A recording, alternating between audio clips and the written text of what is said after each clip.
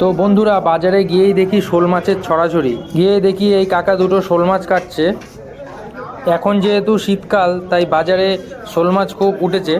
কাকা বলছিল ছোট ছোট করে পিস করে তরকারি করলে নাকি খুব সুন্দর লাগে। আমি খাইনি, আপনারা কারা কারা খেয়েছেন অবশ্যই জানাবেন। আর মাছটা 150 টাকা করে কিলো নিল। মাছটা সুন্দর করে কেটে দিচ্ছে, ভিডিওটা দেখতে থাকুন আপনারা।